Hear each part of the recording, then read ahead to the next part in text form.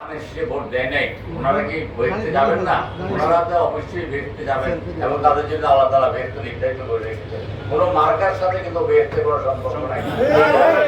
আমাদেরকে এখন ঘরে ঘরে গিয়ে বোঝাতে হবে, কারণ আমাদের ভোটারের অর্ধেক হলো মহিলা। আমরা এখন বাংলাদেশ জাতীয়তাবাদী দলের নেতৃত্বে আমরা মহিলাদেরকে বোঝানোর জন্য সারা বাংলাদেশে আমরা একটা বিশেষ কার্যক্রম হাতে নিয়েছি।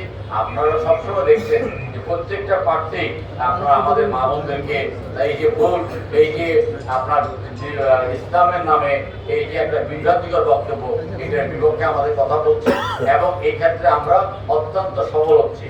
আমরা যেখানে আশা করছি হয়তো 500-1000 মহিলা আমাদের ডাকে সাড়া দেবে, এখানে 2-3000 মহিলা আমাদের ডাকে এখন সাড়া দিচ্ছে।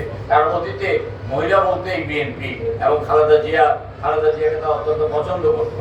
আমরা যদি আবার তাদের কাছে যাই তাহলে ইনশাআল্লাহ তারা আবার আমাদের দিকে আসবেন এবং আমাদের সবাইকে আগামী 2 মাস আরামকে হারাম করে আমাদেরকে এই বিএনপিকে জয়লাভ করতে হবে, জয়যুক্ত করতে হবে। বিএনপি দীর্ঘ 17 বছর নির্যাতন এবং নিপীড়নের শিকার হয়ে বিএনপির অনেকে দেশ ত্যাগ করেছে, অনেকেই ঘরে থাকতে পারে নাই, অনেকে মামলা মোকদ্দমায় জর্জরিত হওয়ার পরও মঞ্চে কিন্তু তারা বিএনপিকে কখনো ভুলে যান নাই, বিএনপিকে ধারণ করেছে। আপনাদের কাছে আমার বিনীত অনুরোধ, আগামী 60 দিন কিন্তু দেখতে দেখতে চলে যাবে। আপনারা কিন্তু প্রত্যেকেই যদি আপনারা কোমর বেঁধে নামেন, আপনারা প্রত্যেকেই যদি শপথবদ্ধ হয়ে নামেন, ইনশাআল্লাহ রামগঞ্জে বিএনপি এবং ধানের শীষ বিপুল ভোটে জয়লাভ। একটি বড় রাজনৈতিক দলে অনেক প্রতিযোগিতা থাকে, অনেকেই একটা সংসদ সদস্য হতে চায়, অনেকেই অনেক পদে থাকতে চায়। যারা প্রতিযোগিতার মধ্যে ছিল তাদের জন্য আমার শুভকামনা। আমি ব্যক্তিগতভাবে কখনোই কোনো প্রার্থীর বিরুদ্ধে অথবা কোনো নেতার বিরুদ্ধে আমি একটি টু শব্দ করি নাই। এটা আমার মনের মধ্যে নেই, এটা আমার চরিত্রের মধ্যেও নেই। আমি সবাইকে গতকালকে ফোন করেছি, আজকেও কয়েকজনকে ফোন করেছি, কথা বলেছি। কোনো যদি ভুল ত্রুটি হয়ে থাকে তার জন্য ক্ষমা চেয়ে আমি বলেছি, আসুন আমরা সবাই কাঁধে কাঁধ মিলিয়ে, হাতে হাত রেখে, বুকে বুক মিলিয়ে আমরা ধানের শীষের পক্ষে কাজ করি। অনেকেই কথা দিয়েছেন, অনেকে আমতা আমতা করছেন। যারা আমতা আমতা করছেন তাদেরকে বলছি, আপনারা বিশ্বাস রাখেন, ইনশাআল্লাহ আমরা একটা সুন্দর সহাবস্থানে রামগঞ্জ আমরা তৈরি করব। আমরা আমরা বিশ্বাস করি না। আপনারা একটা কথা জানেন যে ইতিমধ্যে আপনাদের নির্বাচন, এই নির্বাচনে তো 300 জন সংসদ সদস্য হন, 300 জনের সংসদ সদস্য, 40 জন হয়তো মন্ত্রীও।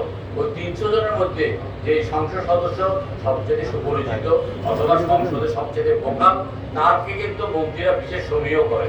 তাকে কিন্তু তার নির্বাচনী এলাকায় যে কোনো কাজের জন্য যখন সচিবের কাছে যান, সেই সচিব কিন্তু তাকে সমীহ করেন। তা নয়তো সংসদে দাঁড়িয়ে কঠিন ভাষায় তাই কথা বলেন। যিনি কষ্ট করেন তাকেও সমীহ করেন, কারণ তা না যেহেতু তিনি আমাদের একদম প্যান্ট খুলে ফেলবেন। আপনারা মনে করতে পারেন, যেহেতু আমি গত পরশু দিনে একটা টকশো করেছি, গতকালকে একটা টকশো করেছি, আজকে রাতে 10টায় একটা টকশো, আগামীকালকে একটা টকশো। টকশোতে আমি আওয়ামী লীগের আমলে কথা বলতে আমি দ্বিধা করি নাই। আমাকে উঠিয়ে নেওয়ার জন্য বারবার চেষ্টা করেছে, আমি কিন্তু মাথা নত করি নাই। যখন বেগম খালেদা জিয়াকে চিকিৎসার জন্য বিদেশে পাঠানোর জন্য আমাদের পক্ষ থেকে বারবার অনুরোধ করা হচ্ছে, মহাসচিব মহোদয় একদিন বলেছেন, আজকে যারা বেগম খালেদা জিয়াকে বিদেশে যাওয়ার জন্য বাধা দিচ্ছেন, একদিন তাদের চামড়া থাকবে না। আমাকে উপস্থাপন বলেছে যে আপনি কি এই কথা বিশ্বাস করেন? আমি বলি, পিঠের চামড়া না, হাড্ডি মাংস থাকবে না। বেগম খালেদা জিয়ার প্রতি যে নিষ্ঠুর নির্মম পৈশাচিক অবিচার করা হচ্ছে, এইটার বিচার আমরা করবই। এই দিন নয়, আরো দিন আছে, সেই দিনকে বুঝে নিব। ওই দিনের কাছে আমি কখনোই কথা বলতে দ্বিধা করি নাই। এখনো আমি আপনার স্বরাষ্ট্র উপদেষ্টার বিপক্ষে প্রচন্ড শক্তি নিয়ে কথা বলি, এখনো আমি স্বাস্থ্য উপদেষ্টার বিরুদ্ধে প্রচন্ড শক্তি নিয়ে কথা বলি, এখনো প্রধান উপদেষ্টার বিরুদ্ধে আমি প্রচন্ড শক্তি নিয়ে কথা বলি। আমি কথা বলি, এই যে উপদেষ্টারা ব্যর্থ, এই উপদেষ্টা অপদার্থ, এই উপদেষ্টারা আপনার উদ্বাস্তু। গতকালকে আমি আপনার এই চ্যানেলের টকশোতে কথাগুলো বলেছি। সুতরাং আমার বুকের মধ্যে সাহস আছে, আমার অন্তর পবিত্র। আমি একটা কথা বলতে পারি আপনাদেরকে, একটা ওয়াদা দিতে পারি আপনাদেরকে, রামগঞ্জ থেকে আমি কিছু নিতে আসি নাই। আমি